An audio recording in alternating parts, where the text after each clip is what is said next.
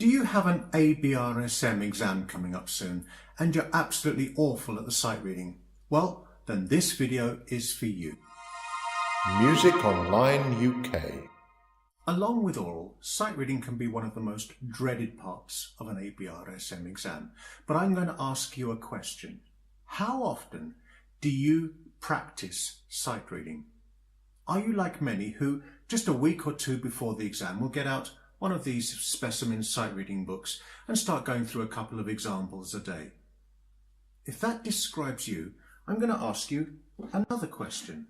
Would you normally spend the least time on something that you are the worst at? The phrase goes, if you fail to prepare, prepare to fail. Now, let's not get too pessimistic about this, because in this video, I'm going to be explaining to you what the examiner is looking out for and what the official marking criteria is for a distinction, so that you can not only just pass in sight reading, but get a distinction.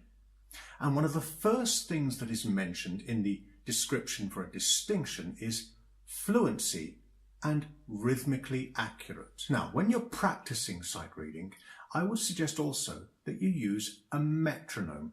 This is going to encourage you with your fluency and your rhythm.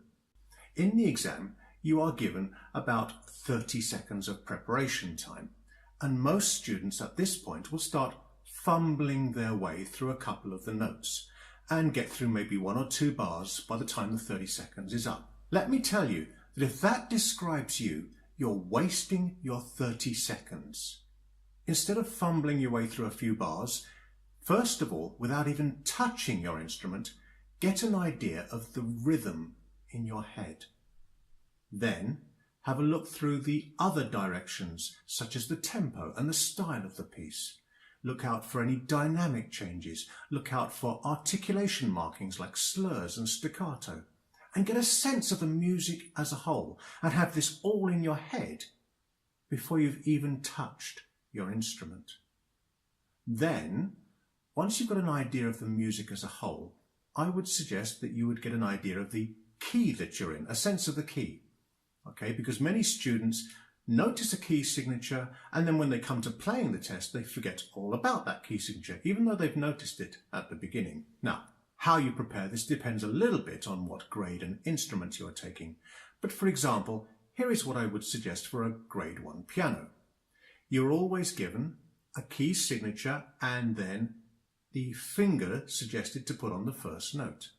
So, for example, if you're given an F sharp and then a third finger on an E, I would prepare by playing a microscale, a 5-finger little run, using your hand in the position that they suggest. So, in the one that I gave you, F sharp key signature, third finger on an E, you'd play a little micro run of C, D, E, F sharp, G.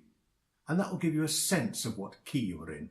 Then for grade 1 piano, you would do the same in the left hand.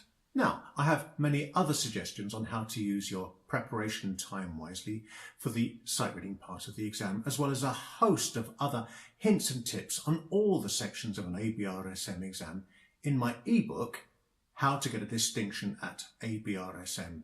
And there's a link to that book in the description below this video. But before that, the last thing mentioned in the official marking criteria for a distinction in the sight reading tests is confident performance.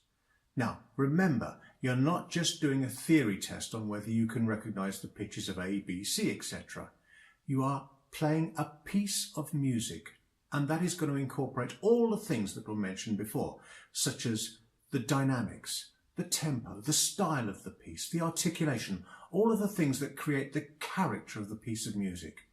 And once you've got all those things in your mind, then you perform it with confidence. And if you are going to make a wrong note confidently. And a word on mistakes. If you do make a mistake, don't ever go back and correct it. Even professional musicians will make mistakes sometimes. But what a professional musician will never do is stop. They never go back and correct mistakes. And you should never go back and correct mistakes, either in your sight reading or in the performance of your prepared pieces. The reason for this is because that by doing so, you are actually making two mistakes. The first mistake is the wrong notes that you've already made, and there's no way that you can erase the past. The second mistake that you're making is you've upset your rhythm and the fluency by going back and correcting it. Added to which, a lot of people will not even notice in a performance if you slip on a note or two, but they will notice very obviously if you stop. So to recap, by putting into practice the things that we've mentioned in this video, that is, preparing not just a week or two before the exam, trying to play fluently with accurate rhythm, trying to pay attention to the musical details within a piece, and also to perform confidently, appreciating the music as a whole, by putting into practice these things, you can be confident of not just passing the sight reading test, but getting a distinction at ABRSM exam. And don't forget that if you want more hints and tips on how to do so, there's a link to my ebook, How to Get a Distinction at ABRSM, in the description below this video. Thanks for watching.